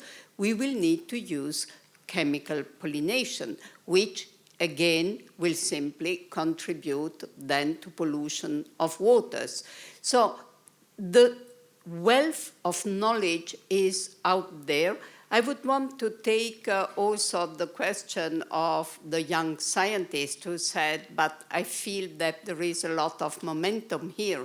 Yes, let's not forget that here we are preaching to the converted. We are all persuaded of the need to act. What we need to do when going out from here is to persuade each of us, another 10 people at least, of the need to act on soils. So these two elements will help us. And the third is education. Education will also bring back young people into agriculture. Inside the European Union, we have to some extent a coming back of young people to being farmers with new methods, new technologies, many of them involved in inorganic farming. So there is a good trend possible. Thank you. Thank you. Thank you very much, Pia. I didn't want to let a Kenyan answer a Kenyan question, but I would love to have a Bangladeshi answer to the Kenyan question, do we have enough soil for food? If you do it in a concentrated manner. Yeah, thank you. I came from Bangladesh. You know, I mentioned earlier also, it is a very small country with a big population. But we have to produce food. So we are also degrading the soil, but the question is how to, manage the soil more sustainable way, how we can bring production with minimum disturbance of the soil. So there are a lot of technologies now available. Somebody was telling about the organic farming. We polluted our soil by chemicals, by pesticides, but organic is also coming in forward. Biotechnology is now coming forward. So we have to go for the technological options which is available to increase the vertical expansion of the food production, because we need to produce food from the soil. I want to react one questions from the Indian colleague. He rightly mentioned that the young generation is also not coming in farming. So it is a problem worldwide. Farmers are getting old in Bangladesh also. So with this, actually, we are not losing the farmers. Also, we lose the knowledge, because many of the indigenous knowledge still are working to increase the productions and even the the mitigate or adapt the climate change scenario. So this type of knowledge we need to actually gather from this, the old farmer generation need to be disseminated to the young. And also agriculture need to have a small entrepreneurship development, because the drudgery peoples are not coming. So the mechanization to some extent we have to bring for in agricultural production to a sustainable manner. And I want to also answer the policy, the questions raised by the gap between the policy and the soil scientist. Of course, there is a big gap still happening. We have to have the advocacy. The right policy advocacy might have a good solution. Thank you very much. That is the answer of an expert coming from a country with per year an increase of 1.8 billion people. 1.8 million people. In this country, millions are nearly endangered species. They are going always to the billions. But 1.8 million per year to feed more, I believe that gives you a little bit the feeling there's a lot of experience as well. Finally, I want to ask our friend from Kenya once more. You asked your question, did you have any action or reaction by those discussion contributions? What is your priority after listening to this here as well? Well, thank you very much. I think the really priority is really how do you link the entire discussion with the policy making. And policy making means also once a policy has been agreed, it must be really action implementable. And when we link this particular and conclusion of this meeting to the next meeting in September in New York, I think it will be very crucial, but only crucial if the same can be implemented at the national and community level. Thank you. Thank you very much. If I try to make my final conclusion of this, first and foremost, I believe we have to do much more to open our group beyond this room and beyond our meeting. So to go out, only to inform you that in doing this, we could convince our Minister for Economic Cooperation to give us 1 hectare of land in the middle of Berlin. So we will have the opening of this 1 hectare project already on Wednesday. If you come, please do it and give a signal also to the media coming hopefully to this event as well, that this is of highest importance. We have to do even more in this field. I also believe that our intention to bring scientists together, also those advisory groups together, and Monique mentioned it with regard to SPI and what we do here, I believe that is really very, very fascinating to know that this is the first time ever that they are coming together. That's not to criticize them, but to ask ourselves what can we do more. And therefore, I'm so extremely happy that Luc Montanarella is here, that those meetings could take place in our institute for nearly a week, bringing those results, and we will do it here in this meeting as well. I believe it is on today's afternoon, isn't it? So please be aware that science is in the center as well. And I only want to echo once more what you mentioned. We have to hurry up to make sure that indigenous knowledge is not fading away. Indeed, we see it on the world's level. It's not only the increase of population to 9 billion, but it is a total shift in the structure of settlements. We are going more and more to be an urbanized planet. More than 80% in this country already is in urban structures. And the tendency is going on, and I know this in other countries as well. Therefore, I mentioned that cities have to do a lot. It's famous, you see, in our country, we have a specific brand of chocolate. They use as a color what is lila in English? Purple, yes, thank you very much, purple. So lots of people, of children in the cities are very convinced that cows must be purple colored. They are absolutely convinced because all the advertisement there for the chocolate is linked with a cow in a purple color. So it is, we can smile about it or even laugh about it, and you have a lot of other those experiences. We are going out of being directly linked with nature. By the way, totally other my experience in Africa. I will never forget, I had a wonderful, wonderful head of a division in UNEP, Kenyan citizen, and he had to retire. And so I asked my people, what can I give him as a present as he goes? And I was considering to give him a watch because he wanted to have a new office and what have you. And they came back and say, no, give him a cow. I said, but what good question is? It's Dr. Kenyaru is an outstanding, I cannot give him a cow. I gave him at the end of the day a cow. It was the best present I ever could give him because he has still a plot of land up country. He has still the feeling beyond the city. And this goes in the so-called developed world very fast.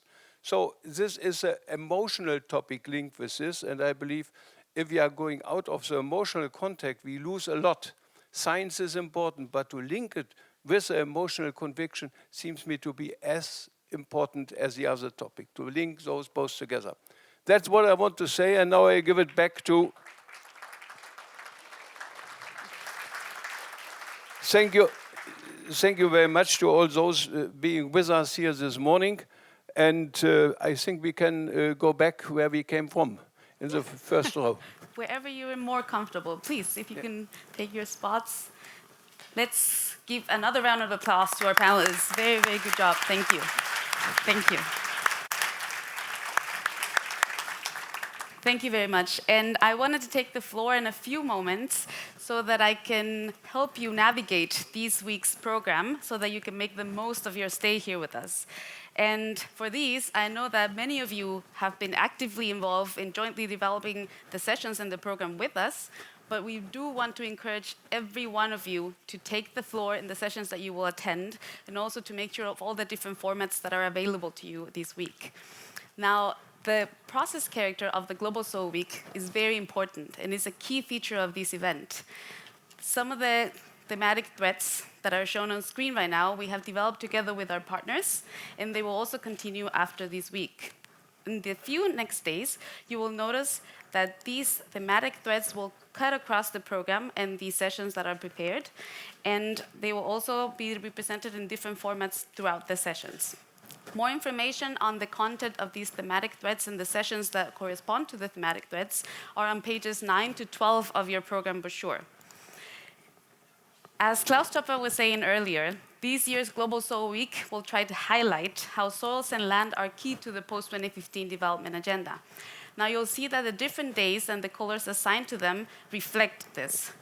On day one, as we were saying, the cow day, the purple day, we will address questions of how soils and land connect to the content of the Global Soil Week or the post-2015 development agenda. And this means how soils and land connect to the goals and targets. On the second day in brown, looks a little bit gray there, but it's brown, we will address questions of implementation, monitoring, and accountability of the Sustainable Development Goals.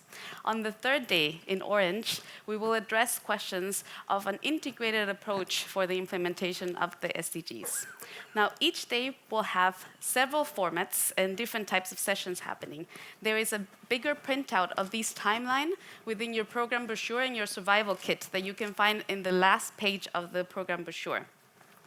The first thing that I want to say here is that we will have the plenary sessions, like the one we're having right now, and the ones that will take place tomorrow and on Wednesday afternoon. And these plenaries will gather an exciting group of speakers that will have interactive dialogues with the audience. We will also have some call-ins from some of the sessions that will be reporting on some of the topics discussed back to this bigger group.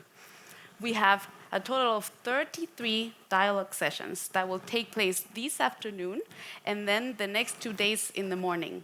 These dialogue sessions will take place in parallel and they last 4 hours each.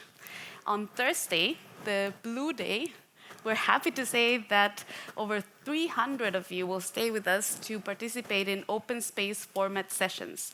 Now, these sessions will give you the opportunity to have in-depth reflections on some of the topics that have been brought up in the days throughout the week. A lunch break forum will take place from Monday through Wednesday in some of the area right outside here in the coffee break and also some of the conference rooms. The information on which topics will be presented you can find in pages 14 to 25 of your program brochure. We especially want to encourage you to take place and to engage with the initiatives and the people being represented there. They're very creative representations of soil and land topics. Some of them are actually also thematically linked to many of the dialogue sessions. And this is the example of an awareness campaign by BMC and GIC called Soil Sustains Life.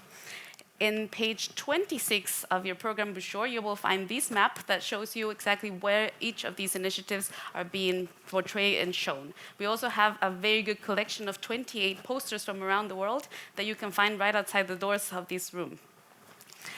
Now, and this is my promise to you, there will be food and there will be dancing.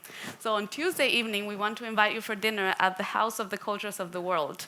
Information on the logistics of when and how to get there, you can find in your program brochure and your survival kit. It will also be announced during the plenary tomorrow afternoon. And of course, last but not least, we are very, very proud to present the 1 hectare installation. This is an interactive exhibition that is very close to this venue, and we will all walk together there on Wednesday right after the lunch break. Information on the logistics and on the content of this exhibition you can find on your program brochure on pages 102 and 3. Now, if you have still some questions about this explanation and how the week's program works, please approach many of us walking around with green name tags, green name badges. There's many of us spread around, and we will be happy to help you and answer any questions you may have. We have also put together a video tutorial with this explanation that can be found on the Global Soil Week's website. And finally, let me tell you from my side and also on behalf of my colleagues at the Global Soil Forum that we're very happy that you decided to join us. And it's only because of you and your participation that we can make this platform a thriving event. So please make sure that you participate and engage in all of the formats and that you enjoy your stay with us. Thank you very much.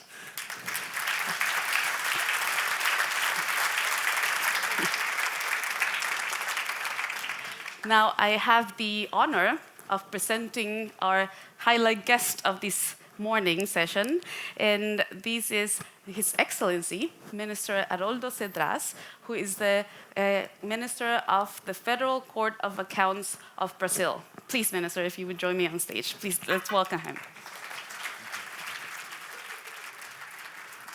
Thank you very much. Thank you very much, Yvonne. Good morning, everybody. Guten Morgen, Excellencies. First, I would like to thank the Institute for Advanced Sustainability Studies for the invitation to participate in the 3rd edition of the Global Soil Week. This time, held during the International Year of Soils, thus declared by the United Nations General Assembly. When I attended the 1st edition of this forum in the end of 2012, I could not imagine that in less than 3 years I would be here presenting to you the results of a meeting held in Brazil, greatly inspired by the Global Soil Week. The Soil Governance Conference took place in Brasilia, capital of Brazil, from March 25 to 27. The conference counted on the participation of ministers, representatives from international organizations, public managers, professors, scientists, and students. Approximately 350 people participated in actual lectures and 20 discussion panels that were presented by dozens of specialists. I am very grateful to Professor Klaus Topfer for his support. When he had the purpose of the event in Brazil, he welcomed the idea in the Global Soil Week in 2013 with enthusiasm and gave us the necessary assistance so we could carry out our proposal using IASS expertise in organizing the Global Soil Week. I would also like to thank Mr. Jes Weigelt and Matheus Zanella, who cooperated with the participation and preparation of the conference, and my colleagues Junius Arifa, Tiago Costa, and Rafael Torres for their commitment and dedication to achieve this goal. The organization of the meeting in Brazil was under the leadership of the Federal Court of Accounts of Brazil, TCU. In addition, we counted on partnerships with several public entities and national and international organizations. The Ministry of Environment, the National Water Agency, the Brazilian Agricultural Research Corporation, the Brazilian Soil Science Society, the National Agricultural Society, the Global Soil Forum, the Institute for Advanced Sustainability Studies, the United Nations Food and Agriculture Organization, and Global Soil Partnership. The focus of the event was governance of the actions that affect the use and conservation of soils, an objective that is aligned with the institutional mission of TCU, which is to contribute on the improvement of public administration in benefit of society. With the purpose of cooperating to the advancement of discussions and to the improvement of government and non-government actions regarding the use and conservation of soils. At the end of the conference, we issued the Brasilia letter, in which we share with society the opportunities for improvement. This reflects a set of measures that should be given priority by several responsible actors. The measures are: build a permanent forum for discussion and exchange of information regarding with local, regional, and international interface in order to promote continuous advance of global policies and actions related to the topic. Emphasize soils in policies that promote development by establishing minimum criteria to ensure food safety and sustainability of agricultural production.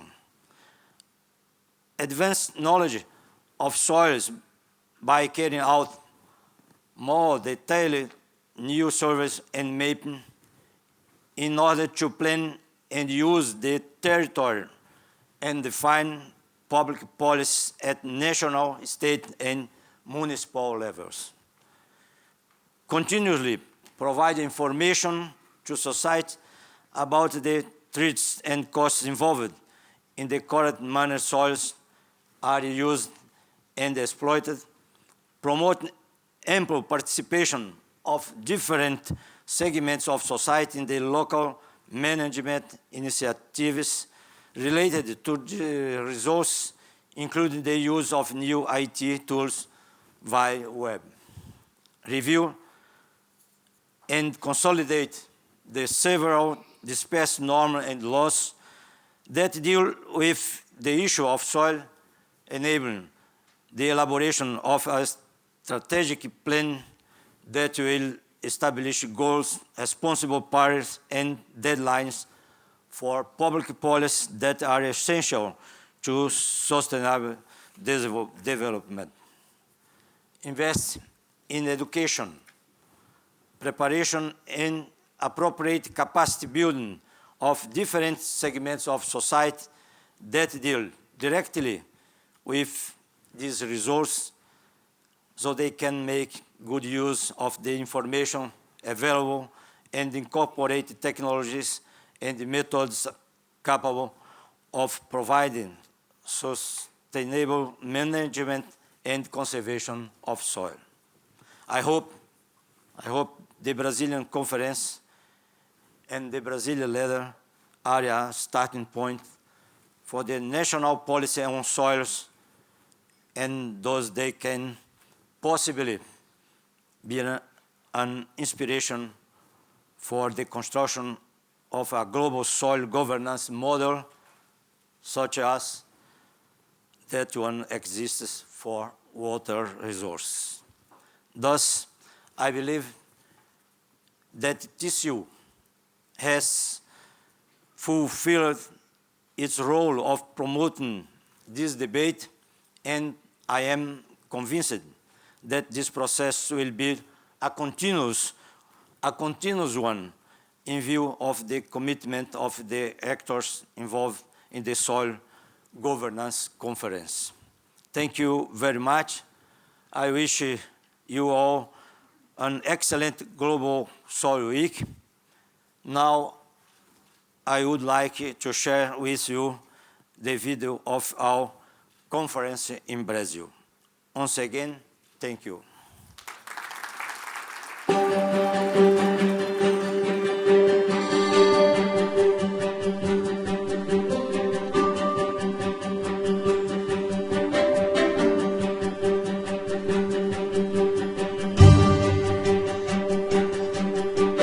O uso adequado do solo é vital para a humanidade. Recurso natural não renovável, o solo é imprescindível para a produção de alimentos, a conservação da biodiversidade e a manutenção dos mananciais, entre várias outras funções. O tema, até então tratado de forma superficial, ganha agora o centro das discussões sobre sustentabilidade.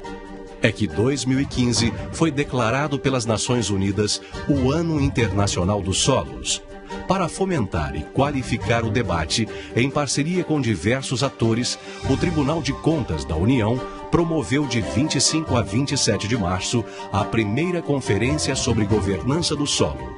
Foram 3 dias de palestras e sessões temáticas em Brasília, com a participação de dirigentes e tomadores de decisão da área governamental, pesquisadores de renome nacional e internacional e representantes da sociedade civil.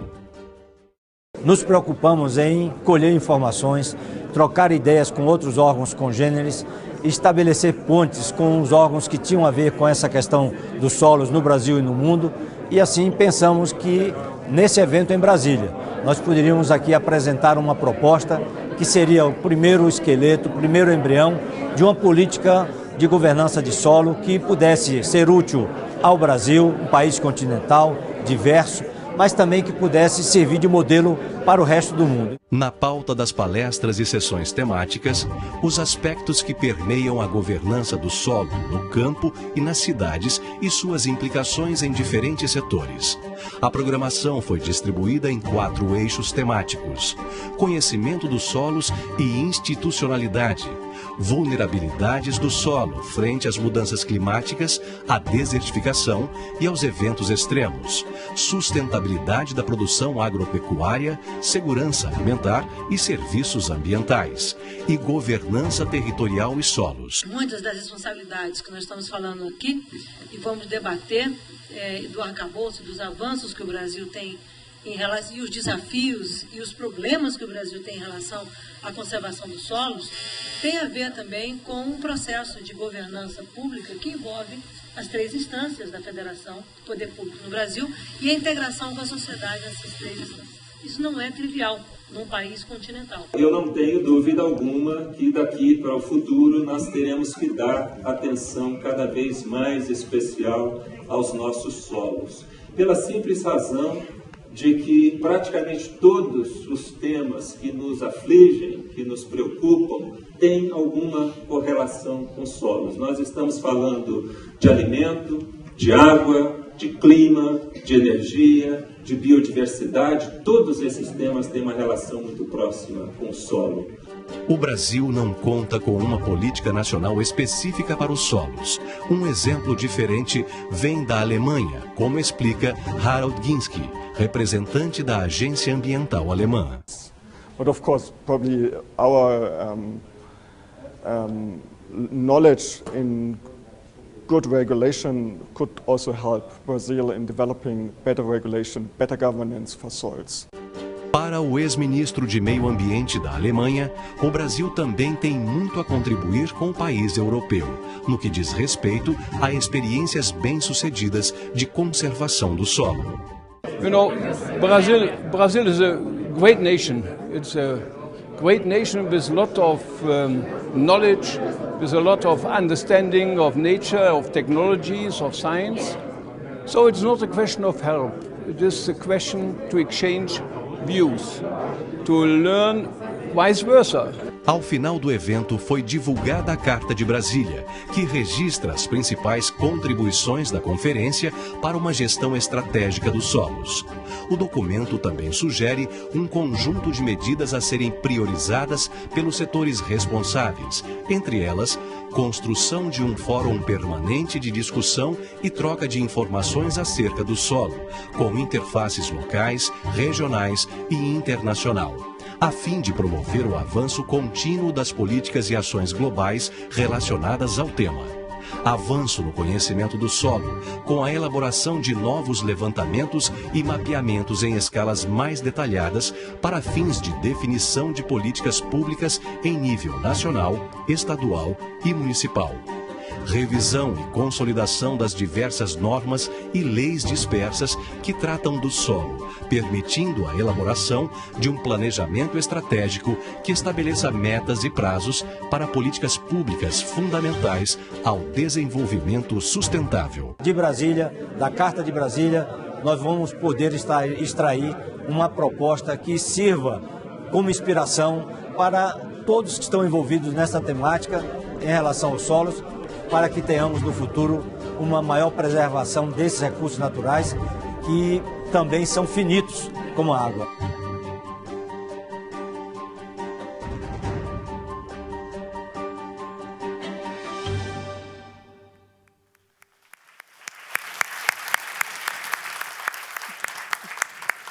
Thank you very much for sharing that with us.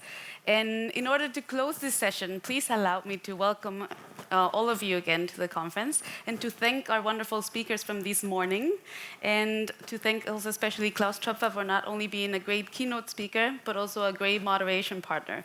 So thank you for that, and to all of our speakers, let's give them a hand. If you will allow me, I need to make 2 housekeeping announcements. And one of them is that, as you'll see, our last day, Thursday, the Blue Day, has 8 sessions taking place, and those are also announced on the printed program. But we still want to ask you, if you want to propose another group on one of the topics of your choice, you can still do so on the PIM boards that are located by the registration area. I just would like to ask you to do this by Wednesday lunchtime, so we can take it into consideration. And the last announcement is that we have a lot of electrical plugs in this room, and it would be great if I could ask you not to use them to connect your computers or your phones, because we need actually a lot of energy, a lot of electrical power to webcast everything that's happening here, so that also others around the world can join us. So that would be very great if I could ask you to do this. Lastly, I would like to just wish you all a very good lunch. Bon appetit. And I will see you then at 2 p.m. when the dialogue sessions start. Thank you very much.